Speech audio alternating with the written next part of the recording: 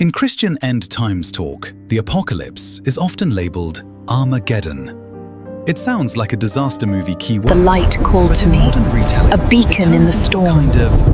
I had to reach it before the darkness consumed everything. The twist is this. Jesus is said to have warned about what would happen, but that warning doesn't come as a clean, step-by-step manual. It comes as a string of open-ended signs, scattered, sometimes vague, so that readers in different eras can still recognize their own moment inside it.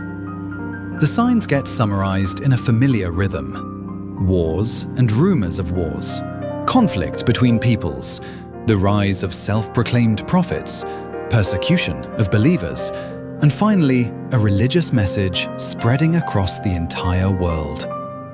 On paper, it looks like a logical order.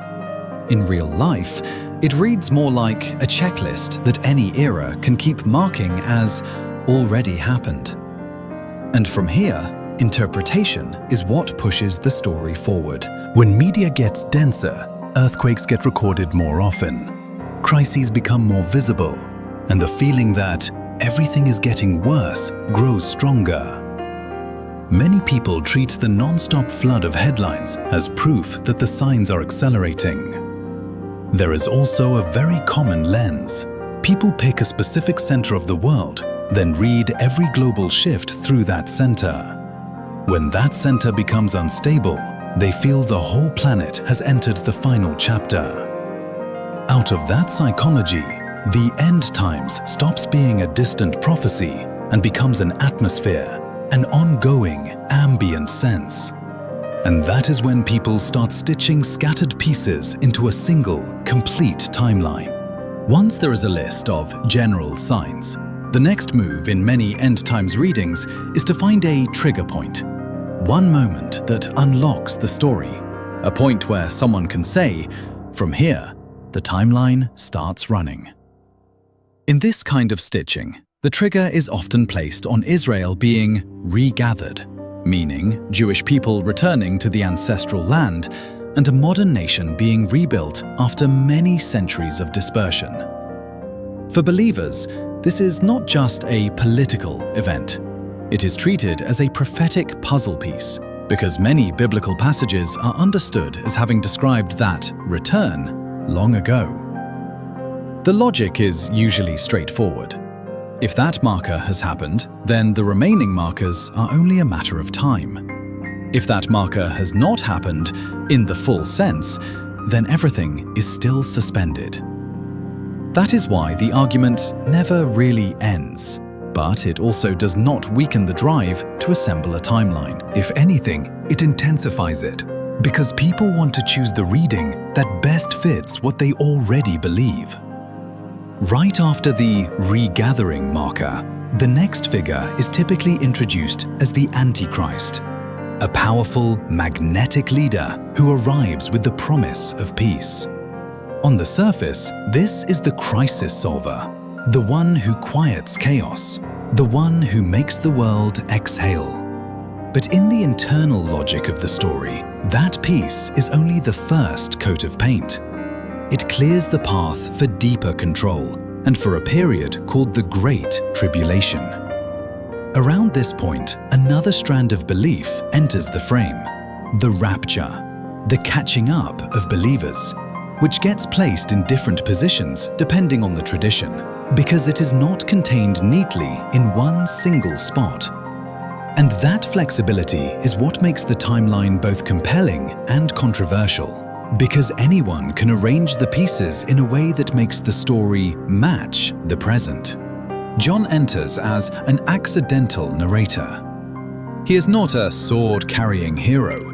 He is simply a man pulled into a sequence of visions that is too large for human language. In this telling, everything begins with a supernatural presence. Blinding light, eyes burning like fire, and one shocking image. A sword that seems to grow out of the mouth. In modern storytelling terms, that detail feels both terrifying and symbolic. It could mean judgment, It could mean speech that cuts through every layer of disguise. And because it is ambiguous, the viewer has to accept a rule. This is a world of symbols, where things do not need to be reasonable by physics, but reasonable by message. After that opening Udar, John is drawn into a scene staged like a cosmic theater. A great throne at the center, 24 smaller thrones around it. A presence too bright to look at directly. Then come 4 strange living creatures: lion, ox, eagle, and a human face, and most importantly, covered with eyes. Many eyes are often explained as omniscience. Nothing slips past. But in the rhythm of the narrative, it also creates a feeling of constant surveillance. It foreshadows a time when no one can hide, no one can pretend innocence, and every choice is exposed under light. Just as the atmosphere reaches its highest tension, the story pivots to a simple object that functions like a key, a scroll sealed with 7 seals. In Revelation's staging, the scroll resembles a title deed to the world, or a sealed case file that can only be opened when the right time arrives. The problem is that no one is worthy to open it. John weeps. That is a crucial psychological beat, because if the scroll stays shut, the current order continues without end. And in the popular reading, that order is being shaped by an opposing power. Then the Lamb appears. Not a glorious warrior, but a being that looks sacrificed. Yet it carries 7 horns and 7 eyes. It is both wounded and powerful. And when the Lamb touches the scroll, the end times timeline starts moving. The first 4 seals open into 4 horsemen. This is the stretch that people latch onto most easily, because it has a clean structure and symbols that feel close to historical experience. The rider on the white horse is often read as conquest, or as a unifying power that appears first. The rider on the red horse is tied to war, spreading conflict, violence like a fever. The rider on the black horse carries scales, standing for famine and inflation, when food prices get measured in cold units and a meal becomes a survival equation. The rider on the pale green-grey horse is death, bringing mass dying through multiple routes: sword, hunger, plague. Together, the 4 horsemen form a familiar chain of cause and effect. Concentrated power leads to war. War leads to collapse. Collapse leads to scarcity. And scarcity opens the door to widespread death. What stands out is how modern readers try to locate these 4 seals inside history. Some see them as a repeating model of the 20th century. Totalitarian power, world war, shortage, and then catastrophic loss. Others treat them as a future sequence, like a song that has not reached its climax yet. Revelation itself does not give a date on a calendar. It gives an order. And that blank space is what lets every generation attach the story to its own anxiety. When the world is tense, people see the red horse. When prices surge, they see the black horse. When headlines are filled with sickness, they see the pale horse. In the survival handbook rhythm, this is where people start asking a practical question. Where am I standing on this line? From the 5th seal onward, the narration shifts into a different layer. The 5th seal does not introduce a new disaster. It introduces a voice. The souls of those killed for their faith crying out for justice. That is a turning point because it turns catastrophe into a moral trial. The 6th seal is the heavy pivot, a massive earthquake. The sun goes dark. The moon turns to blood, stars fall. Whether read literally or symbolically, the target is the same. The world's sense of stability is pulled out from under human feet. And when the 7th seal is opened, instead of an explosion, there is silence. A pause like the tide pulling back before a tsunami. It is not peace. It is the sign that another layer of judgment is about to begin. After the silence of the seventh seal, 7 trumpets arrive like a military drumbeat. The first 4 follow a very specific pattern: 1/3. 1/3 of the vegetation burns. Something like a mountain falls into the sea, poisoning it and killing marine life in massive numbers. A star falls into the freshwater supply, turning the water bitter and toxic. Then the sky dims further, light being taken away by a measured fraction, as if the world is being switched off one step at a time. The repeated 1/3 creates a sense of control, like an escalating warning. It does not annihilate everything at once. It tightens the grip slowly, forcing people to face how fragile the basics really are: plants, water, light. In modern readings, these trumpets often get linked to industrial and wartime imagery. Fire and hail get compared to skies filled with explosions. The mountain falling into the sea evokes blazing objects dropping from above. Poisoned freshwater turns the story into a survival crisis, because you do not need monsters to collapse a society. If the water cannot be drunk, the system breaks. And when light fades, the problem is not only darkness, it is the chain reaction. Crops weaken, temperatures shift, ecosystems destabilize, and the human mind slides into panic. Whether you believe or not, it is still a very accurate description of how a system fails.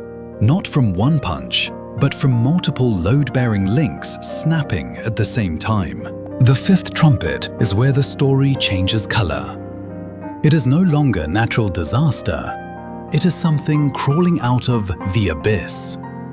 Creatures like locusts, but with human faces, long hair, lion-like teeth, and scorpion tails. They torment without killing, like a punishment designed to extend pain. The 6th trumpet raises the level again. 4 bound angels are released, pulling a massive army behind them and killing 1/3 of what remains of humanity. And then the 7th trumpet unexpectedly hits the brakes, shifting into praise and a moment of symbolic display, like the Ark of the Covenant. That is deliberate narrative design. After pushing the listener to the edge, the text reminds them that everything is still unfolding inside a plan, and the final stage has not opened yet. Once the disasters have done their work, Revelation moves into politics and power. A red, multi-headed dragon appears as the symbol of the force behind the curtain. Michael casts it down from heaven, but instead of ending the conflict, it relocates the battlefield to Earth. Here, the dragon does not need to rule directly. It recruits representatives. A beast rises from the sea, stitched together in form, with many heads, many horns, many crowns. It speaks blasphemy, and the strangest detail is this: the world worships it. In the story's logic, that does not come from simple stupidity. It comes from desperation. When everything collapses, people will trust anyone who promises order. Then a second beast appears, rising from the earth. It looks like a lamb, but speaks like a dragon. In other words, it wears a mask of gentleness while projecting coercive power. Its role resembles propaganda machinery, the organizer of worship, the builder of legitimacy for the first beast. Here, the Antichrist and the false prophet operate as a paired system. One holds authority, one manufactures belief, and both connect to the most practical tool of all: the mark. The mark is not only a symbol, it is a mechanism that permits or forbids, a condition for participating in social life. That is why 666 becomes the focal point. 2 major readings stand out. One academic reading treats 666 as a gematria code tied to Nero, and even explains why some manuscripts record 616. This approach roots revelation in an imperial setting and persecution. The other reading, common in modern interpretation, treats 666 as future technology. Maybe a barcode, maybe a chip, maybe any identification system tied to transactions. Whichever path you choose, the practical message is the same. Whoever controls buying and selling controls life. This is the point where the end times is no longer fire from the sky, but a cold administrative order. And when people are exhausted by catastrophe, that control is what forces them to choose sides. The 7 bowls arrive as the final layer of judgment. If the trumpets cut the world by 1/3, the bowls push it toward totality. The first bowl brings painful sores on those who bear the mark. The second turns the entire sea to blood. The third turns all fresh water to blood. The foundations of survival get erased at the same time. The fourth intensifies the sun's heat, pushing humanity into a state of burning, thirst, and the absence of real water.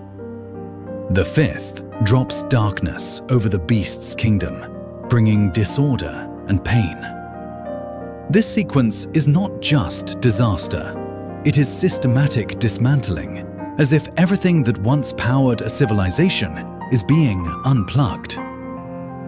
What stands out in the bowl section is human response.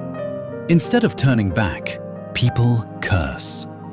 Many retellings underline this as a psychological observation. Some do not deny the existence of the highest power. They refuse to submit because they reject the way the world is being run. The story becomes a conflict of posture, not only of evidence. It also explains why, even after signs and wonders, society can still move toward a military gathering. When pride and despair combine, people can choose defiance instead of mercy. The 6th bowl is the strategic hinge. The Euphrates dries up, clearing a path for armies to move and converge.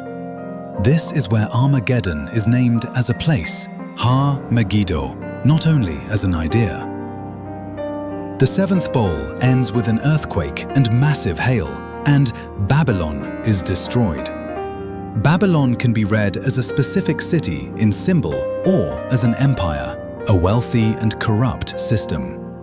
That openness is exactly what turns Babylon into a mirror each era can use to project its enemy. And when the 7th bowl closes, the remaining question is simple. If everything has come this far, what does the final battle look like? In many retellings, the Battle of Armageddon reads like a quick resolution. Jesus returns. The familiar image returns with him. The sword from the mouth, judgment through words. The beast and the false prophet are thrown into the lake of fire. Satan is bound and locked in the abyss for 1,000 years. Dramatically, many people find this section too convenient because it does not look like a balanced fight. But in message terms, it is consistent. Ultimate power does not need a long display. It only needs to appear at the right moment to stamp the ending into place.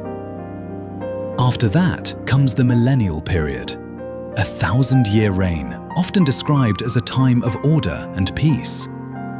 But the text does not let the story settle into a gentle ending. Satan is released again as a final test. And the most unsettling point is this: some still follow him. This is where the story presses on human nature, not because evidence is lacking, but because choice is not always rooted in reason.